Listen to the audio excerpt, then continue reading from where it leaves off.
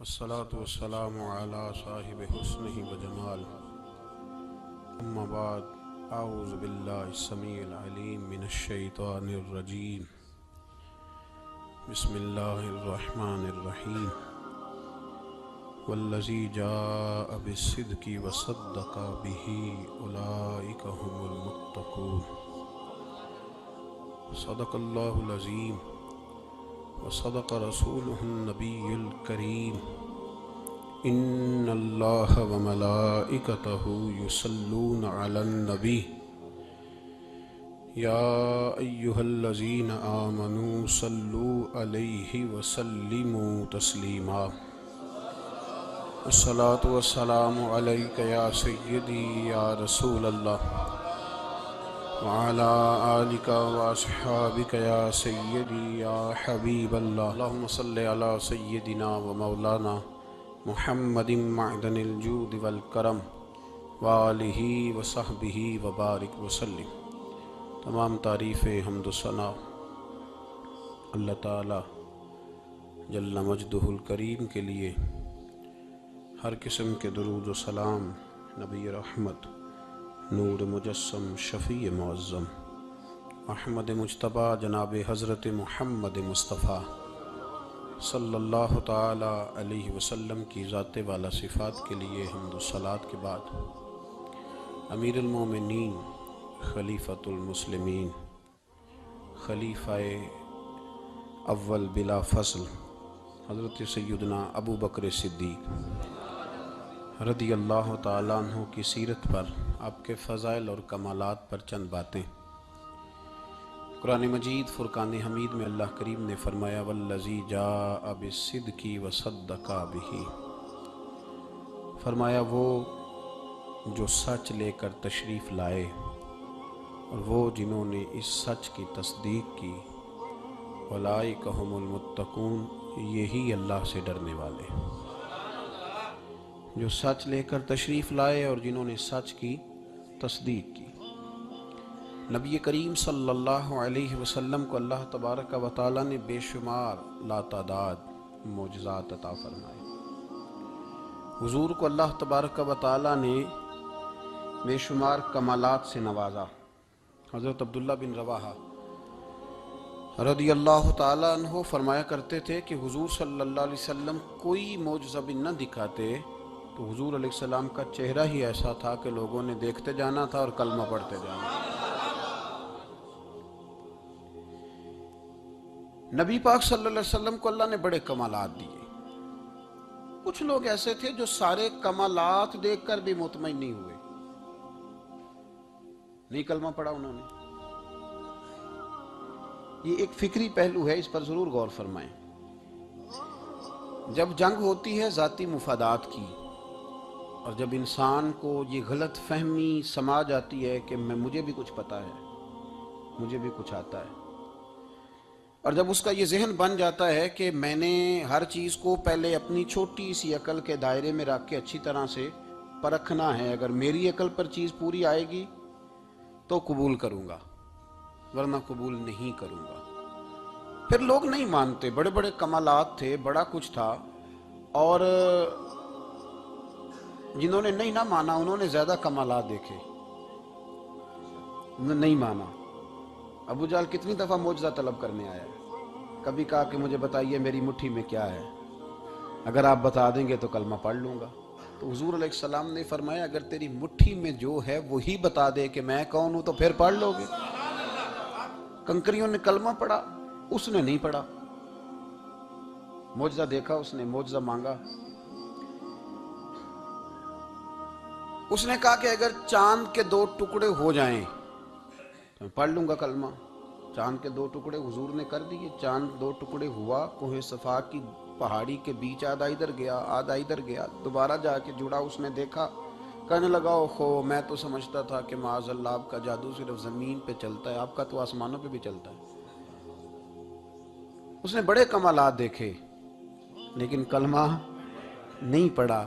حضرت ابو الحسن خرقانی رحمۃ اللہ علیہ ایک درویش تھے. ہم جو درویشی اور فقیری اور ان لوگوں کو ماننے والے لوگ ہوتے ہیں، ان میں بحث کم سے کم ہوتی ہے. ان میں اپنا آپ بڑھانے کی عادت کم سے اس میں ماننے کا مزاج ہوتا ہے، اور وضاحت بھی نہیں لوگ طلب کرتے، اشاروں سے بھی بات مان جاتے ہیں، غلامی اسی کا نام ہے، اشارہ آپ کر دیں بات ختم ہو گئی، طے ہو گیا مسئلہ، اتنی زیادہ لمبی تو بات ہی کوئی نہیں۔ حضرت ابو الحسن خرقانی تقریر کر رہے تھے، بات کر رہے تھے، تو کسی نے کہا کہ آپ حضرت بایزید بستامی رحمۃ اللہ علیہ کے سجادہ ہیں، تو حضرت بایزید کیسے آدمی تھے؟ تو فرمانے لگے حضرت بایزید کو جو دیکھتا تھا وہ کلمہ پڑھ جاتا تھا۔ اب آپ نے تو ماشاءاللہ قبول کر لیا، لیکن وہ جو سامنے بیٹھا تھا اس کی سمجھ میں بات نہیں آئی۔ وہ کہنے لگا حضور آپ نے کہہ دیا ہے پر میری عقل میں تو نہیں نہ آتا۔ نہیں آتا جس کی عقل میں تو پھر اس کی عقل میں نہیں آتا۔ میں اکثر کہتا ہوں کہ بہت سارے لوگ ہیں جن کا کوئی پیر نہیں، اور ان کا ہو بھی نہیں سکتا، ان کا کوئی پیر، اس لیے کہ مطلب اتنا سیاںا بندہ اس کا کوئی پیر ہو جائے۔ اور میں تو پیروں کو مشورہ دوں گا کہ مہربانی کرنا ان کے پیر بننا بھی نہ، یہ بڑا مشکل کر دیں گے آپ کے لیے جینا۔ تو بہتری اسی میں ہوتی ہے کہ انسان سمجھے چیزوں کو اور دائروں کے اندر باتوں کو تسلیم کرنے کی عادت بنائے۔ تو کہا کہ جو دیکھتا تھا حضرت بایزید کو کلمہ پڑھ جاتا تھا، تو حضرت ابو الحسن خرقانی سے وہ شخص کہنے لگا جی بابا جی آپ عجیب بات کر رہے ہیں کہ دیکھا اور کلمہ پڑھ گیا، بندہ بندہ دیکھنے سے کیسے کلمہ پڑھ سکتا ہے؟ ابو جہل نے بڑی جگہ حضور کو دیکھا تھا، اس نے تو کلمہ نہیں پڑھا، تو بایزید بستامی کو دیکھ کر لوگ مسلمان ہو گئے، یہ کیسی بات ہے؟ تو حضرت ابو الحسن خرقانی فرمانے لگے مجھے اللہ کی عزت کی قسم، ابو جہل نے ایک دفعہ بھی محمد رسول اللہ کو نہیں دیکھا صلی اللہ ہو، بڑی قسم اٹھا لی، ایک دفعہ بھی محمد رسول اللہ کو صلی اللہ ہو۔ تو وہ شخص کہنے لگا حضور وہ چچا تھے حضور کے، اور دیکھا انہوں نے ایک دفعہ نہیں 1000 دفعہ۔ فرمانے لگے میں سفید داڑھی سے بوڑھا آدمی مسند پہ بیٹھ کے قسم اٹھا رہا ہوں تو میری بات ہی نہیں سمجھ رہا، نہیں دیکھا ابو جہل نے محمد رسول اللہ صلی اللہ علیہ وسلم کو، نہیں دیکھا۔ تو کہا پھر کسے دیکھا؟ تو حضرت ابو الحسن خرقانی فرمانے لگے اس نے جب بھی دیکھا عبداللہ کے یتیم بیٹے محمد کو ہی دیکھا، یہ وہی عبداللہ کا یتیم بیٹا جو یہاں رہتا تھا، ایک دفعہ بھی اس نظر سے دیکھتا نا کہ یہ اللہ کے رسول ہے تو فوراً کلمہ پڑھ کے مسلمان ہو جاتا۔ جب بھی لوگ دیکھتے ہیں وہ اینک کی بڑی شاندار لگائی ہوئی ہے جس کے اندر سے کوئی آدمی بھلا نظر ہی نہیں آتا، تو ان کو پھر بھلائی نصیب نہیں ہوتی۔ ایک نظر سے بھی اگر انسان دیکھتا ہے کہ جس سے اسے بھلائی چاہیے تو پھر اللہ اسے توفیق ہدایت عطا کر دیتا ہے۔ حضرت ابو بکر صدیق کا کمال یہ ہے کہ میرے نبی کریم علیہ السلام نے نا ان کی شان ایک الگ انداز میں بیان فرمائی، الگ انداز میں۔ محبوب فرمانے لگے میں نے جس کے سامنے بھی دین پیش کیا اس نے دلیل مانگی۔ ایک بات آپ کو بتاؤں، یہ میری بات یاد رکھنا، اس کو کبھی نہ بھلانا، جو اپنوں سے دلیل مانگتا ہے نا وہ اپنا ہوتا ہی نہیں۔ اپنوں سے دلیل مانگ لی اس نے بغیر دلیل کے، بغیر حیل و حجت کے، یہ ایک بات ہے میں اس کو سمجھاؤں گا نہیں، نہ کھولوں گا، بس کہہ کے گزر جاؤں گا، اس کو سمجھ لیں اگر آپ کی سمجھ میں آئے تو۔ جس نے اپنوں سے دلیل مانگی نا، جس نے وضاحت مانگی، جس نے ثبوت مانگا، وہ اپنا تھا ہی نہیں، تو کیا ضرورت پڑی تھی کہ وہ دلیل مانگتا، وضاحت پوچھتا۔ حضرت نجم الدین کبریٰ رحمۃ اللہ علیہ کے مرید تھے حضرت امام فخر الدین رازی، اتنے بڑے امام ہو کے ایک فقیر کے غلام تھے۔ تو فرماتے ہیں آخری وقت آیا تو شیطان آ گیا، میں اس کو کہتا تھا رب ہے، تو شیطان بھی تو بڑا عالم ہے نا، تو وہ دلیل توڑ دیتا تھا۔ فرماتے ہیں میں نے 360 دلیلیں دی، اس نے ساری توڑ دی۔ تو پھر میں نے اپنے شیخ کی طرف توجہ کی، میں نے کہا حضور کو نظر کرم فرمائیں۔ تو شیخ نجم الدین کبریٰ فرمانے لگے اس بے ایمان کو کہہ دے میں اپنے رب کو بغیر کسی دلیل کے رب مانتا ہوں، دلیل کی ضرورت ہی نہیں، بس میرا رب ہے تو رب ہے، ختم ہو گئی بات۔ نبی رحمت علیہ السلام فرمانے لگے میں نے جس کے سامنے بھی دین پیش کیا اس نے دلیل مانگی، فرمایا یہ واحد میرا ابو بکر صدیق ہے، میں نے اسے کہا ہے کلمہ پڑھ لو، اس نے دلیل مانگی نہیں، فوراً ہی کلمہ پڑھ کے مسلمان ہو گیا۔ کوئی دلیل نہیں، کوئی معجزہ نہیں، کوئی طلب نہیں، کوئی شے نہیں۔ ساری زندگی مطمئن ہی نہیں ہو پائے لوگ، ساری زندگی اطمینان ہی نہیں ہو سکا، اس کو بھی سنا، اس کو بھی سنا، اس سے بھی سوال پوچھا، اس سے بھی پوچھا۔ بھائی تو نہیں، تو مطمئن ہونا نہیں چاہتا، تو بحث کرنے کے لیے علم سیکھ رہا ہے، اس نے عمل کرنے کے لیے سیکھنا ہوتا ہے، اس کو تو ایک حرف ہی بڑا کافی ہوتا ہے۔ تو ایک لفظ کی ضرورت ہوتی ہے، ایک جملے میں ساری زندگی لوگ گزار دیتے ہیں۔ حضرت ابو بکر صدیق رضی اللہ تعالیٰ عنہ نے بحث والا دروازہ نہیں کھولا۔ حضور نے کہا کلمہ پڑھو تو انہوں نے کلمہ پڑھا اور مسلمان ہو گئے۔ کوئی دلیل، کوئی وضاحت کسی چیز کی کوئی حاجت، ختم ہو گئی بات۔ اصل مسئلہ پتہ کیا ہے، جو لوگ سوچ سمجھ کے چلتے ہیں نا، تو سوچ کتنی ہے انسان کی، وہ کتنا کام دے گی۔ یہ جو وارفتگی ہوتی ہے نا، یہ جو محبت ہوتی ہے، یہ جو پیار ہوتا ہے، یہ زندگی کو آسان کر دیتا ہے۔ سوچنے سمجھنے کے دائروں سے آدمی نکل جاتا ہے، اس کا کام وہ کہتا ہے کہ میں نے سوچنا نہیں، میں نے ماننا ہے۔ میں نے رب رسول کی ذات کے بارے میں سوچنا نہیں، میں نے ماننا ہے۔ تو ماننے والے لوگ جو ہوتے ہیں وہ فائدے میں ہوتے ہیں، تو عمل کر رہے ہیں، بات مانی، عمل کیا۔ عقل کا بے شمار اور بے دریغ استعمال، اپنی چھوٹی عقل سے بڑے مسئلے حل کرنے کی کوشش کرنا، یہ انسان کو نقصان دیتا ہے۔ بہت ساری جگہوں پہ وہ الجھ جاتا ہے۔ ہر جگہ عقل استعمال کرنا، لیکن رب رسول کے معاملے میں نہ استعمال کرنا، ورنہ نقصان ہو۔ عقل چھوٹی ہے اور اللہ رسول کی ذات بڑی ہے، کبھی بھی اس دائرے میں بند کرنے کی کوشش نہ کرنا۔ جناب ابو بکر صدیق رضی اللہ تعالیٰ عنہ ہر معاملے میں ایک حدیث بخاری کی، شاید میں نے پہلے بھی عرض کی تھی، لیکن چونکہ وہ عنوان کے لحاظ سے ایک بہت بڑی دلیل ہے، دوبارہ عرض کرتا ہوں۔ نبی پاک علیہ السلام نے 1500 کے قریب صحابہ سے فرمایا تھا کہ چلو عمرہ کرنے چلیں۔ عمرہ کرنے جب ہم جاتے ہیں نا تو ہمارے گلے میں پھول بھی ڈالے جاتے ہیں، اور آپ کو پتہ ہے بتانا بھی پڑتا ہے لوگوں کو کہ میں عمرہ کرنے جا رہا ہوں۔ پھر روٹی بھی پکتی ہے، پھر سب رشتہ داروں کو پتہ بھی چل جاتا ہے، اور بندہ چلا جائے ایئرپورٹ تو احرام باندھا ہو نا تو پتہ چلے نا فلائٹ تو 24 گھنٹے لیٹ ہے، تو جن کو حکم ہے نا کہ تم نے سی بھی نہیں کرنی وہ بھی روڑے اٹھا لیتے ہیں۔ احرام باندھا ہوا ہے، حکم ہے کہ اب تم نے کوئی جھگڑا، کوئی لڑائی، کوئی فساد، تو ایئرپورٹ پہ لوگ روڑے اٹھا لیتے ہیں، کہتے ہیں ہم ایئرپورٹ بھی توڑیں گے اور فلائٹ کا جو عملہ ہے اس کا گریبان بھی پکڑیں گے۔ بڑا کچھ ہی دنیا کرتی ہے، اور اگر کسی کے پیر صاحب نے کہا ہو چلو عمرہ کریں، اللہ اکبر، اور پھر ایئرپورٹ پہ جا کے پتہ چلے کہ پیر صاحب کے ساتھ تو دھوکہ ہو گیا، بندہ غلط نکلا ہے، پیری مریدی قائم رہے گی؟ سوال ہی نہیں پیدا ہوتا۔ میرے ساتھ ایک سنگی نے ایک دفعہ بات کی، کہنے لگا جی پیر صاحب کامل نہیں۔ میں نے کہا کیا غلطی ان میں پائی جاتی ہے؟ کہتے میں انہوں نے پوچھ کے باہر دے پیسے جمع کرائے سن تو میرا کام نہیں بنیا۔ میں کہ تو پیر پڑھ لیا، تیرے تو کوئی نجومی پڑھنا چاہیے سی، وہ نجومی ہونا چاہیے تھا تیرے لیے، تاکہ وہ اچھی طرح غور کرتا ہے۔ جی آپ کو پتہ ہے نا اہل سنت میں کتابیں بھی نکلتی ہیں، کئی لوگ کہتے ہیں جی کوئی کتاب کٹ کے دسو، میں کہ انہوں کسی لکھی نہیں تو کٹیے کی تو وہ کون سی کتاب ہے جو آپ کہہ رہے ہیں نکالیں اور ذرا بتائیں کہ فلانا کام میرے لیے ٹھیک رہے گا کہ نہیں۔ ایک استخارہ ہے دین میں، اور استخارے کا بھی بابت معاملہ یہ ہے کہ آپ نے استخارہ کر لیا، اس کے بعد بھی آپ حتمی فیصلہ نہیں کریں گے۔ بزرگ کہتے ہیں کہ استخارہ کر کے بھی یہ کہو کہ جی میری سمجھ میں یہ آیا ہے، باقی حقیقتوں کا علم اللہ جانے، اللہ کا رسول جانے صلی اللہ علیہ وسلم، حقیقتوں وہی جانتے۔ تو الجھے نہیں زندگی میں۔ 1500 کے قریب صحابہ تھے، حضور نے فرمایا احرام باندھو بھائی، عمرہ کرنا ہے۔ حدیبیہ کے مقام پہ گئے تو قریش مکہ نے روک لیا، نہیں کرنے دیں گے۔ جب بات بہت آگے بڑھی تو پھر شرطیں لکھی گئیں، شرطیں بڑی سخت ہیں کہ جو مسلمان مکے سے مدینے آئے گا مدینے والے واپس کریں گے، اور اگر کوئی مسلمان مدینے سے مکے چلا گیا تو مکے والے واپس نہیں کریں گے، ہم ان کے لوگ دیں گے، وہ ہمارا بندہ دیں گے نہیں۔ یہ شرطیں تھیں، صحابہ پریشان تھے۔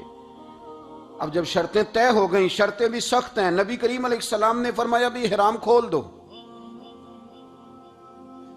فلائٹ کل نہیں جانی، پرسوں نہیں جانی، یعنی ہم اس سفر میں عمرہ کار ہی نہیں رہے، احرام کھول دو۔ تو امام زرقانی کہتے ہیں سب لوگ پریشان تھے، سب سے پہلے حضرت ابو بکر صدیق اٹھے، سب سے پہلے اٹھے، اٹھ کے احرام کھولا۔ ایک شخص نے کہا آپ کو بڑی جلدی ہے، تو آپ فرمانے لگے جلدی والی بات ہی کوئی نہیں، حضور کے کہنے پر باندھا تھا، نبی پاک کے کہنے پر کھول دیا ہے، ختم ہو گئی بات۔ حضور نے فرمایا باندھ لو تو ہم نے باندھ لیا، حضور نے کہا کھول دو تو ہم نے کھول دی، جلدی والی کیا بات ہوئی؟ صحیح بخاری کے لفظ ہیں، حضرت عمر کہتے ہیں کہ میری سمجھ میں بات نہیں آتی تھی، دب کے صلح کیوں کریں، ہم تو 313 تھے، تو ہم نے بدر میں ان کو بھگا دیا تھا، اب تو ہم 1500 ہیں، تو ہم ان سے قتال کریں گے، لڑائی کریں گے، جنگ ہوگی۔ حضرت عمر فاروق رضی اللہ تعالیٰ عنہ فرماتے ہیں حضور نے شرطیں طے کر لیں، بات لکھی گئی، میں نبی پاک کے حجرے میں داخل ہوا، خیمہ لگا ہوا تھا، میں نے جاتے ہی اپنے جذبہ جہاد کا اظہار کیا اور بڑے جلال میں، یا رسول اللہ آپ سچے رسول ہیں؟ بالکل سچا ہوں، قرآن سچا ہے، بالکل سچا ہے، اسلام سچا ہے، بالکل سچا ہے، حضور ہم دب کے صلح کیوں کریں؟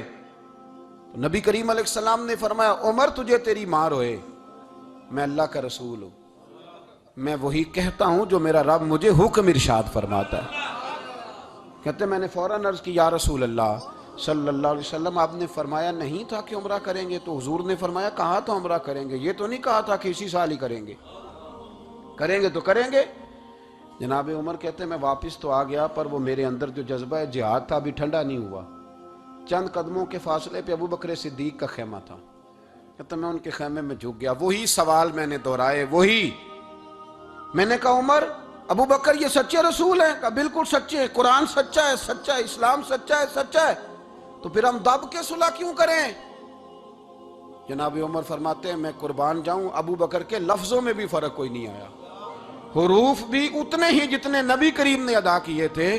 حضرت ابو بکر فرمانے لگے عمر تجھے تیری ماں روئے، وہ اللہ کے رسول ہیں، مرضی سے بات نہیں کرتے، وہی کہتے ہیں جو رب انہیں حکم ارشاد فرماتا ہے، بئی نہیں وہی لفظ۔ فرماتے میں نے فوراً کہا، میں نے کہا ابو بکر حضور نے فرمایا نہیں تھا کہ عمرہ کریں گے؟ تو کہتے ہیں وہی لفظ، وہی حرف، وہی انداز، وہی طریقہ، وہی سلیقہ، وہی انداز تکلم، بالکل حضور کی اتباع میں اسی انداز میں فرمانے لگے عمر حضور نے فرمایا تھا عمرہ کریں گے، یہ تو نہیں فرمایا تھا کہ اسی سال ہی کریں گے، کریں گے تو انشاءاللہ کریں گے۔ فرماتے ہیں میں واپس آ کے بیٹھا تو حضرت عمر کہتے ہیں جب میرا غصہ اترا نا تو پھر میرے اندر سے آواز آئی کہ عمر ذرا غور تو کر، تو ابو بکر کے ایمان تک کبھی نہیں پہنچ سکتا، اس تک تیری رسائی نہیں ہو سکتی۔ میرے بھائی اتنی بحثیں ہیں ہمارے زمانے میں، اتنا الجھاؤ ہے، اتنا الجھاؤ ہے، یعنی ہر بندہ رائے کا اظہار کرنا ضروری سمجھتا ہے، ہر بندہ کہتا ہے جی میرے خیال میں، ہر بندہ کہتا ہے جی میرا ذہن یہ ہے، بلکہ کچھ تو کہتے ہیں میں اندر کی خبر نہ دوں آپ کو، یعنی اب پتہ نہیں اس کے پاس اندر کی خبریں کیسے آئی ہیں، وہ سمجھ میں نہیں آتی بات۔ کچھ لوگ کہتے ہیں 35-40 سال ہو گئے جی علماء کو سن رہا ہوں، تو میں کہتا ہوں کہ میرا تو خیال ہے کہ 35 دن بھی بندہ کسی کو سن لے تو سیانہ ہو جاتا ہے، تو 35 سال سے اگر آپ کی سمجھ میں نہیں آئے تو پھر زمین ہی بنجر ہے، پھر مہربانی کریں یہ ٹائلیں اکھیڑ کے نا تو نیچے سے کچی زمین نکالیں تاکہ کوئی بات سمجھ میں آئے۔ اگر 40 سال ہو گئے، 40 سال، میں ایک اجتماع میں حاضر تھا، ابھی بھی میں عرض کر رہا تھا، تو وہ صاحب مجھے کہنے لگے کہ حضرت صاحب میں نے نا فلاں عالم کو بھی بلایا، فلاں کو بھی بلایا، فلاں کو بھی بلایا، فلاں کو بھی بلایا، اب آپ کو بلایا ہے، تو اس طرح کر کے میرے ساتھ رویے ہیں، بڑا الحمدللہ پیار ہے۔ تو میں نے ان سے پوچھا آپ نماز پڑھتے ہیں؟ انہوں نے لگا نہیں، کچھ اور باتیں پوچھی تو جواب نفی میں آیا، تو میں نے کہا کہ اب آپ نے مہربانی کرنی ہے اتنے علماء کا نام نہیں لینا، کیونکہ پھر تو بزرگوں کے بارے میں لوگ شک کریں گے کہ انہوں نے اس کو دیا کیا ہے۔ تو ایک بزرگ کی بات سنتے ہیں تو کئی دنوں تک وہی ہمیں بڑا تر و تازہ رکھتی ہے، اور آپ کو اتنے عرصہ ہو گیا تو آپ نے حاصل کیا کیا ہے؟ صرف باتوں کا گورکھ دھندا، لفظوں کا ہیر پھیر، جملوں کا الٹ پلٹ کرنا، یہ زندگی ہے؟ یہ زندگی ہے صرف باتیں کیلو کال سن لی آ گئے؟ نا، اسے ذرا آگے نکلیں، عمل کب کرنا ہے؟ میرے بھائی یہ بحثیں، یہ ابحاث، یہ لمبے چوڑے معاملات، یہ طے، بزرگوں میں نا ایک صنف ہے مرید ہونا اور ایک ہوتا ہے طالب ہونا، یہ دو باتیں، یعنی آپ کہیں گئے اس کے مرید ہو گئے تو پھر کسی اور جگہ کسی بزرگ سے نسبت ہوئی تو وہاں آپ طالب۔ میرے پاس کچھ لوگ آتے ہیں کہتے ہیں آپ طالب کر لیں، تو میں کہتا ہوں آپ مہربانی کریں ایک کی نوکری کریں، وہ بڑی مشکل ہے تو جگہ جگہ پہ جانے کی کیا ضرورت ہے؟ مطلب میں انکار نہیں کرتا کسی ایسی چیز کا جس کو بزرگوں نے رائج کیا، لیکن سمجھے نا، مطلب ایک کی بات پوری سنی نہیں گئی ہم سے، آپ خیر کی بات ہر جگہ سے سنیں، ہر جگہ سے، لیکن یہ صرف وہ تعلق بنانے کی کوشش کرنا کہ جس سے تھوڑا سا رابطہ بن جائے، جس سے تھوڑا سا تعلق بن جائے، جس سے تھوڑا سا نا پتہ چل جائے، اس سے نکلیں، سیکھنے کا ماحول بنائیں۔ اتنی عقل کے گھوڑے نہ دوڑائیں کہ عقل بھی بیچاری تھاکی جائے اور کوئی چیز ہاتھ بھی نہ آئے، کچھ کریں، عمل کریں۔ لیکن ایک جگہ پہ میں حاضر تھا تو وہاں دستار فضیلت کا جلسہ تھا، تو ایک مولانا نے تقریر کی، جس طرح تاجر کہہ لیتا ہے نا جی میں الحمدللہ اگر کمائی کرتا ہوں تو غریبوں کو بھی دیتا ہوں، سمجھا لیا نا اپنے آپ کو۔ رشوت لینے والے نے بھی ایک دلیل گاڑ لیا، وہ کہتا ہے میں امیروں سے نہیں، میں غریبوں سے نہیں لیتا، تو امیروں کا حساب لینے کی ڈیوٹی اللہ نے آپ کی لگائی ہے کہ آپ حساب کریں امیروں کا کہ وہ کیا کر رہے ہیں. یہ ہم نے نا یہ دلیلیں گھڑ لی ہیں, یہ ہم نے دلیل گھڑ لی ہے کہ وہی اپنے آپ کو مطمئن کرنے کے لیے. میں حاضر تھا تو ایک مولانا تقریر کی جی, عالم ساری رات. یہ صرف علماء کی بات نہیں, ہر طبقے نے اپنے بارے میں اس طرح کی چیزیں یاد کر لی ہیں, ہم نے رٹ لی ہیں. جیسے خامد نے یاد کر لیا ہے کہ کسی غیر کے لیے سجدہ جائز ہوتا تو اللہ عورت کو حکم دیتا, نبی پاک حکم دیتے کہ وہ خامد کو سجدہ کرے. تو بی بی نے بھی یاد کر لیا ہے کہ حضور نے فرمایا تم میں سب سے بہتر وہ ہے جو بیوی کے حق میں بہتر ہے. سب نے اپنی اپنی مرضی کی چیزیں, دوسری کی مرضی کی چیز کسی نے یاد نہیں کی, سب نے اپنی اپنی مرضی کی چیزیں یاد کر لی. تو مولانا تقریر کر رہے تھے, کہنے لگے جی حضور نے فرمایا ہے کہ عالم ساری رات سویا رہے اور عابد ساری رات عبادت کرتا رہے, درجہ پھر بھی عالم کا زیادہ ہے. پھر دوسرے آئے, انہوں نے بھی اسی حدیث پہ بات کی. تیسرے آئے تو انہوں نے بھی اسی حدیث پہ بات کی. تو میرا نمبر آیا تو میں نے کہا جی یہ جو حدیث آپ سنا رہے ہیں نا, یہ حدیث بالکل ٹھیک ہے, بالکل ٹھیک ہے کہ عالم ساری رات عشاء پڑھ کے سوئے, فجر کے وقت اٹھ کے فجر پڑھے, اور عابد ساری رات نماز پڑھے تو درجہ پھر بھی عالم کا زیادہ ہے. بالکل ایسے ہی ہے, بلکہ ایک حدیث میں تو یہ ہے کہ 70 عابد بھی عبادت کریں اور عالم سویا رہے تو ان 70 سے سونے والے عالم کا درجہ. یہ بات بالکل ٹھیک ہے, لیکن میں نے کہا اس کا بھی خیال رکھو کہ یہ حدیث غوث پاک کو بھی آتی تھی, یہ غوث پاک کو بھی آتی تھی حدیث, اور بڑے عالم تھے, پر وہ تو عشاء پڑھ کے مصلی پہ بیٹھتے تھے اور فجر تک مصلی پہ بیٹھے رہتے تھے. حالانکہ یہ حدیث انہیں بھی آتی تھی, یہ حدیث خواجہ معین الدین چشتی کو بھی آتی تھی, اور وہ بڑے عالم تھے, لیکن اس کے باوجود وہ عشاء پڑھتے تھے اور فجر تک مصلی پر بیٹھے رہتے تھے. حضرت عثمان غنی سے بڑا عالم تو کوئی نہیں نہ ہوگا اس زمانے میں, حضرت عثمان غنی رضی اللہ تعالیٰ عنہ جیسا شخص تو کوئی نہیں نہ ہوگا, پر وہ عشاء کے بعد قرآن پاک پڑھنا شروع کرتے تھے اور فجر سے پہلے پہلے قرآن پاک ختم کر لیا کرتے. تو دلیلیں صرف بحث کے لیے یاد نہ کریں, اپنے آپ کو بچانے کے لیے یاد نہ کریں, اپنے وجود کو سکون دینے کے لیے دلائل نہ یاد کریں. میں دین کے کس دائرے سے کس طرح بچ کے نکل سکتا ہوں اس کے لیے دلائل یاد نہ کریں, عمل کے رستے پہ آئیں, عمل کے رستے پر. جناب ابو بکر صدیق اللہ تعالیٰ عنہ کا کمال یہ ہے, زکوٰۃ کتنے فیصد دینی چاہیے؟ چلے اللہ تعالیٰ شکر ہے, 3-4 لوگوں کو تو پتہ ہی ہے نا جی, باقی بھی ان سے سن کے یاد کر لیں. کتنے فیصد ہے؟ اللہ آپ کو خوش رکھے. اب کچھ اور نے بھی پروگرام بنا لیں. کتنی جی؟ چلو اب ٹھیک ہو گیا. 2.5% ہے نا جی. آپ یقین کریں, کسی تاجر سے آپ بات کر کے دیکھ لیں, 6 گھنٹے مناظرے کے بعد وہ مانتا ہے کہ 2.5% دوں گا میں صحیح کہہ رہا ہوں آپ. وہ کہتے ہیں جی وہ تو ٹھیک ہے لیکن کچھ قرضہ بھی ہے, 2.5% زکوٰۃ ہے وہ تو ٹھیک ہے لیکن ہو سکتا ہے میری بہن بھی حصہ مانگ ہی لے, پیسوں میں سے اس کا بھی نکل, کیونکہ پروگرام نہیں نا جی, ارادہ نہیں. زکوٰۃ 2.5% ہے تو کہتے ہیں جی وہ نا میں نے تولا ہے سونا, پورا نہیں بنتا ابھی, وہ تھوڑی سی کمی ہے. یہ اس وقت دلائل ہیں, اس وقت ابحاث ہیں جب دینے کا پروگرام. اور تاجروں نے اب ایک نیا سلسلہ شروع کی, کہتے تھوڑی تھوڑی سارا سال ہی دیتا رہتا ہوں, تھوڑی تھوڑی کر کے. آپ نے جس سے 5 کروڑ روپیہ لینا ہو, وہ اگر کہے کہ 10,000 مہینے کا لے لو, لے لیتے ہو؟ ہمارے فقہاء نے تو یہ لکھا ہے کہ جب زکوٰۃ دو نا تو ایک آدمی کو ساری دو. حضرت عمر بن عبدالعزیز رحمۃ اللہ علیہ کے زمانے میں ایک آدمی کو لوگوں نے زکوٰۃ دی تو اتنی دے دی کہ اگلے سال وہ خود زکوٰۃ دے رہا تھا, بہت بڑا کاروبار اس نے سٹارٹ کر لیا تھا. معیار نہیں ہے نا جی تھوڑی تھوڑی دیتا رہتا ہوں. کئی لوگ ایسا کرتے ہیں کہ دکان میں جو پرانی چیزیں ہوتی ہیں وہ زکوٰۃ کے دور پہ دینی شروع کر دیتے ہیں, جو مال نہیں بیک رہا اس کو زکوٰۃ بنا دو. کیوں؟ دینے کا پروگرام نہیں. حضرت ابو بکر صدیق رضی اللہ, ذرا زندگی دیکھو, کہتے ہیں جس دن کلمہ پڑھا 40,000 دینار تھے, اور کلمہ پڑھے ابھی مجھے چند مہینے گزرے تھے, سارے مصطفیٰ کے قدموں پہ قربان کر دیے. پھر مال کمایا, پھر 4,000 دینار تھے, 4,000. جس دن ہجرت کے لیے نکلا 4,000 تھے. انہیں بھی پتا تھا 2.5% دینا چاہیے, ان کی بھی بیٹیاں تھیں, جوان بھی تھی, چھوٹی بھی تھی, ان کے بھی بچے تھے, لیکن دین کو ضرورت ہے. میرے رسول پاک صلی اللہ علیہ وسلم کے دین کو حاجت ہے. تو فرماتے ہیں اشرفیاں تھی میرے گھر میں, پیسے تھے, درہم تھے, دینار تھے. میرے والد بوڑھے تھے, ان کو خیال تھا کہ ابو بکر ساری دولت نہ لے جائیں. تو حضرت اسماء بنت ابی بکر سے جناب ابو بکر صدیق نے کہا کہ اس طرح کرنا, ایک گڑا چھوٹا سا تھا, گڑا ٹویا, اس میں پیسے ہوتے تھے, فرمایا اس میں روڑے رکھ دینا, اوپر ٹاٹ ڈال دینا. والد نابینا ہے, اگر پوچھے نا پیسے تو ان کا وہاں ہاتھ لگا دینا, انہیں پتہ چلے ابو بکر سارا مال لے کے نہیں گیا. فرماتے میں ہجرت پہ جانے لگا تو 4000 سارے ہی لے گیا. سارا مال ہی یار 2.5% کے لیے رٹا پڑا ہوا ہے. 2.5% کے لیے لوگ بحث کر رہے ہیں. 2.5% کے لیے دلائل چاہیے. کئی مفتیان کرام سے پوچھیں گے, پھر پروگرام بنائیں گے دینا ہے کہ نہیں دینا.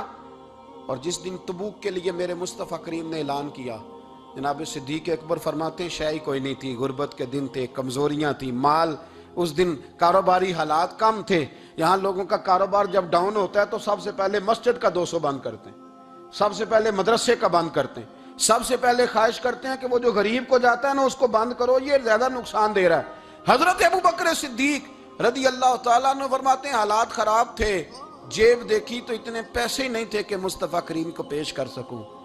تو پھر کیا کیا؟ امام جلال الدین سیوطی کہتے ہیں ابو بکر صدیق نے نا گھر کے اندر کپڑا بچھایا, اور پھر صدیق اکبر نے کیا کیا کہ توا بھی رکھا, برتن بھی رکھے, اس پہ چولہا بھی رکھا. ابو بکر صدیق نے اس کے اوپر گھر والوں سے کہا کہ ایک ایک جوڑا پہن لو, ادھر دیکھو میری طرف, ایک ایک جوڑا پہن لو, اور باقی نا سارے جوڑے بھی یہاں رکھو. اور پھر جب لوگ بچوں نے دیکھا نا کہ ابا تو کپڑے بھی رکھوا رہا ہے, کیا بنے گا؟ فرمایا تمہیں تو ایک ایک جوڑے کی اجازت دے رہا ہوں نا, ذرا میری طرف دیکھو. خود اندر گئے تو ٹاٹ کا لباس پہن کے کپڑے بھی اتار کے رکھ دیے, کپڑے بھی اتار کے زمین اسی میں رکھے, سارا کچھ باندھا. لباس ٹاٹ کا تن تندور تے ہڈاں دا بالن, تے اسی ہاواں نال تپایا, کپ کپ مکیاں پیڑے کیتے, اتوں عشق پلے تھل لایا, تن دا سالن من دی ہانڈی لون صبر دا پایا. غلام فریدہ وے میں ساری تیری, تینوں وجہ یقین نہیں آیا. ہر چیز لپیٹ کے نا تو نبی کریم کی بارگاہ میں لے گئے, ہر چیز. میرے محبوب کا بھی انداز دیکھو, فرمایا ماں اب کہتا لے اہلے کا, گھر بھی کچھ چھوڑ کے آئے ہو. دیکھیں ادھر دیکھیں, جب کوئی لاتا تھا تو حضور فرماتے تھے کیا لے کے آئے ہو, یہ کیا ہے؟ یہ پوچھا جاتا ہے کہ یہ پوچھا جاتا ہے گھر کیا ہے؟ بھئی آپ کو کسی نے کوئی تحفہ دیا تو شاپر کھول کے تحفہ دیکھیں گے یا پوچھیں گے گھر کیا ہے؟ لیکن میرے رسول پاک کے لفظ دیکھیں, فرمایا ماں اب کہتا لے اہلے کا. ابو بکر سجنا گھر کیا چھوڑ کے آئے ہو؟ تو رو پڑے, کہنے لگے یا رسول اللہ میں کوئی غریب تو نہیں, میں بڑا مالدار ہوں. اب کہتا لہم اللہ و رسولے, گھر اللہ بھی چھوڑ آیا ہوں, اللہ کا رسول بھی چھوڑ آیا. حضور میں کوئی کنگال نہیں, میں مصطفیٰ والا ہوں, میں کوئی غریب نہیں, میں نبی والا ہوں, میں رب رسول کو گھر چھوڑ آیا ہوں. میرے مصطفیٰ کریم علیہ السلام فرمانے لگے تیرے پیچھے جبریل امین کھڑے, اور انہوں نے ٹاٹ کا لباس پہنا ہوگا, اور تیرے آنے سے پہلے وہ آ گئے تھے. تو میں نے پوچھا جبریل یہ بوریے کا لباس؟ عرض کی یا رسول اللہ ابو بکر نے پہنا ہے تو رب کو اتنا پسند آیا سارے فرشتوں کو پہنا دیا ہے, سارے فرشتوں کو پہنا دیا, سارے فرشتوں. ذرا یہ لذت تو لیں بات کی, جب 2.5% پہ جھگڑا ہوتا ہے نا تو پھر نماز میں مزہ نہیں آتا. جب تو 2.5% پہ بھی اڑا رہتا ہے نا, پھر درود و سلام پڑھتے پڑھتے طبیعت معاذ اللہ پریشان ہوتی ہے. جب الجھے ہوئے پھر مسائل اور ہیں. پھر میرے محبوب کریم بولے, میں ابو بکر رب کریم نے ایک پیغام بھی بھیجا ہے. یا رسول اللہ وہ کیا؟ فرمایا رب فرماتا ہے کہ ابو بکر سے پوچھ کے بتائیں کہ اس حال میں وہ رب سے راضی ہے کہ ناراض ہے. یہاں اقبال بولے, کہنے لگے خودی کو کر بلند اتنا, خودی کو کر, یہ وہ درجہ ہے, یہ وہ مقام ہے, خودی کو کر بلند اتنا کہ ہر تقدیر سے پہلے پھر خدا بندے سے خود پوچھے بتا تیری رضا کیا ہے. فرمایا رب پوچھتا ہے آپ راضی ہیں کہ ناراض ہیں. تو پھر ابو بکر صدیق بھی کھول کے روئے, کہا یا رسول اللہ میں کل بھی اپنے رب سے بڑا ہی راضی تھا, میں آج بھی اپنے رب سے بڑا ہی راضی ہوں. یہاں لوگ لے کے بھی نہیں راضی ہوتے, ابو بکر سارا کچھ دے کے بڑے ہی راضی ہیں, سارا کچھ دے کے. شریعت کا قاعدہ ہے کہ سارا مال آپ اللہ کے رستے میں نہیں دے سکتے, قانون شریعت ہے. حضرت ابی بن کعب نے کہا تھا یا رسول اللہ سارا دینا ہے, فرمایا نام بھائی چوتھا حصہ دے, 3 حصے بچوں کو دے. حضرت ابو لبابہ نے کہا تھا میں اس پر دلائل دے سکتا ہوں, احادیث موجود ہیں, حضور سارا مال دینا ہے, فرمایا نام بھائی چوتھا حصہ دے, 3 حصے بچوں کو دے. حضرت سعد بن ابی وقاص نے کہا تھا یا رسول اللہ صلی اللہ علیہ وسلم میری ایک ہی بیٹی ہے, سارا اللہ کے رستے میں دیتا ہوں. فرمایا نا 3 حصے بیٹی کو, چوتھا حصہ دے, تیرے بچے لوگوں کے ہاتھ دیکھے میں گوارا نہیں کرتا. ان سے کہا کہ چوتھا حصہ دو تب قبول کروں گا. ابو بکر صدیق سے فرمایا تو سارے لے آ، تیرا سارا ہی قبول ہے، تو سارے لے آ تیرا۔ اور ایک لفظ حدیث میں ایسا ہے، آپ یقین کریں، غلام ہوں کسی فقیر کا، تو جب میں اس کو پڑھتا ہوں نا تو آپے سے بات باہر نکل جاتی ہے۔ حضور کا ایک فرمان ہے، جب اس پر توجہ آتی ہے نا تو مطلب یہ کہ لفظ جو ہے نا وہ ٹوٹ جاتے ہیں، بکھر جاتے ہیں، اور دل کہتا ہے کہ نہیں، یہ جو ہے نا یہ معراج ہے، یہ اصل ہے، یہ حقیقت ہے۔ وہ ترمذی کے لفظ ہے، پر آپ یقین کریں کہ لگتا یہ ہے کہ دنیا محبت ساری سمٹ گئی اس میں۔ نبی کریم علیہ السلام فرمانے لگے مجھے کسی کے مال نے اتنا نفع ہی نہیں دیا جتنا ابو بکر صدیق کے مال نے دیا۔ اور پھر اگلے لفظ ایسے ہیں کہ روح وجد کرتی ہے۔ میرے کریم محبوب فرمانے لگے جس کا بھی مال آیا میں نے بیگانہ سمجھ کے خرچ کیا ہے، اور جب ابو بکر کا آیا ہے تو میں نے اپنا سمجھ کے خرچ کیا ہے، میں نے اپنا سمجھ کے، مجھے پتا ہے یہ شکوہ نہیں کرے گا، یہ شکایت، یعنی اس کو سارا بھی تروڑ مروڑ لوں گا تو اس کے لفظوں پر کبھی حرف۔ اور یار کچھ لوگ ہوتے ہیں جو 10 دیتے ہیں تو 20 جگہ بتاتے ہیں، جو کھانا کھلاتے ہیں تو ذکر کرتے ہیں، فرمایا اس کا مال میرا مال ہے، میرا، اس کو سارا توڑ کے کھا بھی جائیں گے تو یہ شکوہ نہیں کرے گا، یہ سارا میرا اپنا ہے۔ حضرت ابو بکر صدیق فوراً بول پڑے، عرض کی حضور جب میں آپ کا ہوں تو مال بھی تو آپ کا ہی ہے نا۔ یا رسول اللہ جب میں نے اپنا آپ نہیں بچا کے رکھا تو پھر مال۔ حضرت مولانا معین الواعظ کاشفی نے لکھا ہے، اچھا کئی دفعہ ایسے ہوتا ہے میں بات کوئی اور بیان کرنا چاہتا ہوں تو شروع معاملہ کسی اور طرف نکل جاتا ہے۔ مولانا معین الواعظ کاشفی نے لکھا ہے کہ وہ جو سانپ تھا نا غار ثور میں، وہ 600 سال سے بیٹھا ہوا تھا۔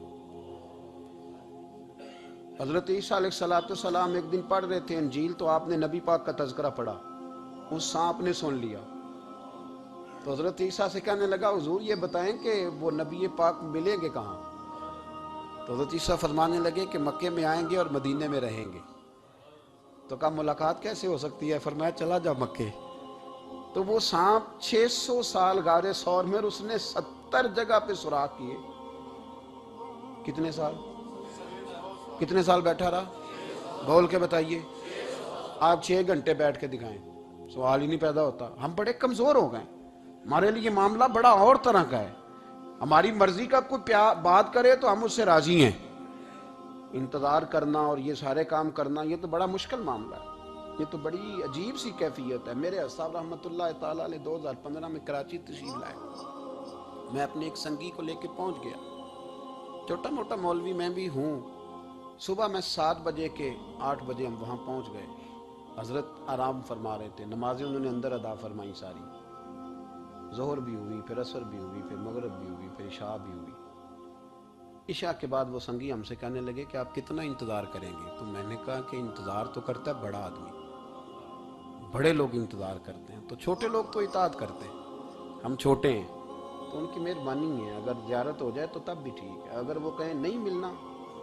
میرے سنگی ساتھ موجود تھے، صبح سے گئے، عشاء کے بعد کا وقت آ گیا، نہیں انہوں نے ملنا تو پھر بھی ٹھیک، وہ ہس بولے تھے وہ مہربانی، نہیں تو اساں تے لاڑ ہی لڑاؤنے نے، اس کی مہربانی ہے، اگر بات ہو جائے تو ٹھیک ہے ورنہ کوئی معاملہ نہیں۔ تو عشاء کی نماز کے بعد انہوں نے ہمیں یہ کہا کہ پیغام آیا کہ محفل میں جہاں حضرت جا رہے ہیں وہیں ملاقات ہوگی، تو ہم نے کہا یہ بھی بڑی نعمت ہے، جلوہ دیکھنا بھی بہت بڑی سعادت ہے، اس لیے کہ ہمیں پتہ ہے کہ وہ کیفیت کیا ہے، رنگ کیا ہے، ان کا انداز کیا ہے۔ پیچھے جا کے بیٹھ گئے تو پھر ان کا حکم آیا کہ اس کو کہو ذرا آگے آئے۔ جب میں اسٹیج پہ گیا تو فرمانے لگے مجھے سویرے ہی پتا تھا آپ آ گئے، کوئی عرض نہیں، اتنا کوئی انتظار تو بندہ کر ہی لیتا ہے۔ اب یقین کریں وہ دن کی جو لذت ہے نا وہ آج تک گئی نہیں طبیعت سے، وہ سرور گیا نہیں۔ کبھی کبھی سوچتا ہوں کہ اس سے ڈبل بھی انتظار کبھی ہو جائے، پر ایک دفعہ زیارت پھر نصیب ہو جائے، کبھی کبھی یہ سوچتا ہوں۔ 600 سال وہ سام بیٹھا رہا، 600 سال،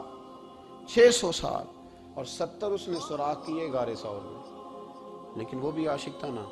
اور یہاں معاملہ یہ تھا کہ ابو بکر صدیق دعا مانگ کے گئے تھے کہ میں نے کسی کو موقع نہیں دینا، ایک میں ہوں گا دوسرا میرا یار ہوگا۔ وہ غار ثور کی تو لذت یہ والی تھی، ایک میں ایک میرے محبوب، اس نے 70 سوراخ کیے ہوئے تھے۔ جناب ابو بکر صدیق نے کہا حضور آپ ٹھہریں، میں ذرا بھی آیا صفائی کر کے۔ تو نبی کریم علیہ السلام رکے تو حضرت ابو بکر صدیق نے کہیں پگڑی پھاڑ کے رکھی، کہیں چادر پھاڑ کے رکھی، اتنے سوراخ بند کیے تو جو ایک رہ گیا وہاں ایڑی رکھ دی۔ تو اب وہ سام بھی شکوہ کرنے لگا کہ یار تو بھی کوئی نرالا ہی عاشق ہے کہ میں نے تو کسر ہی کوئی نہیں چھوڑی تھی، 70 سوراخ کیے تھے اور تو نے بھی کمال ہی کر دی ہے، یہ سارے ہی بند کر دیے، جو بچ گیا اس پہ ایڑی رکھ دی۔ اس نے پتہ نہیں کتنے ڈنگ مارے۔ سام کا جب ڈنگ لگتا ہے تو وجود میں بہت زیادہ گرمی پیدا ہوتی ہے، گرمی۔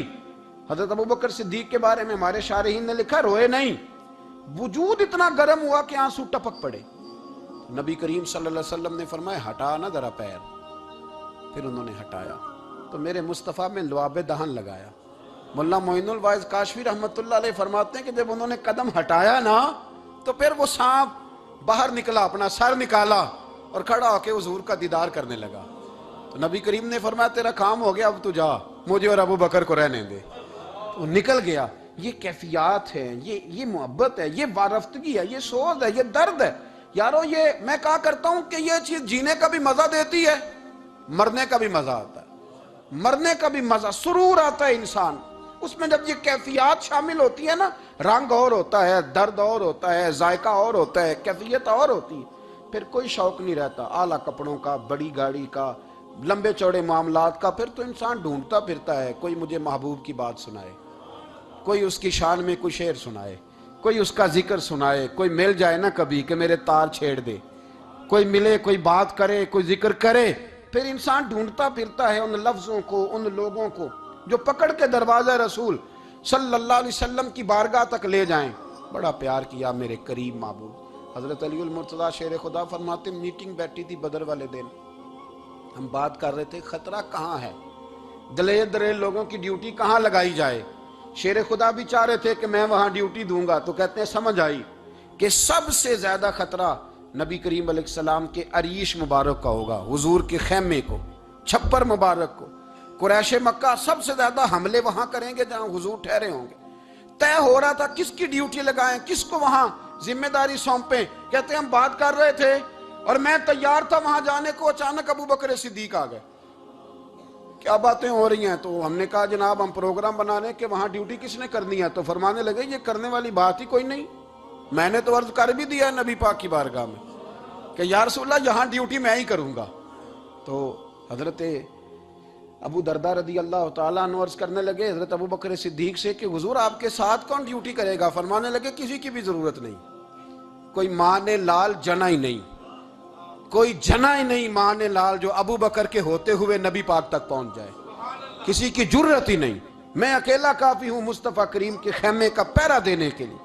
یہ اعزاز، یہ شان، یہ لطافت، اور میرے نبی کریم علیہ السلام نے بھی پھر حضرت ابو بکر کو چاہا تو کمال ہی کر دیا، چاہا تو کمال ہی کر دی، کمال ہو گئی۔ حضرت ابو دردہ کہتے ایک دن حضور علیہ السلام نے مجھے فرمایا ابو دردہ یہ تو نے آج کیا کیا ہے؟ حضور کیا ہوا؟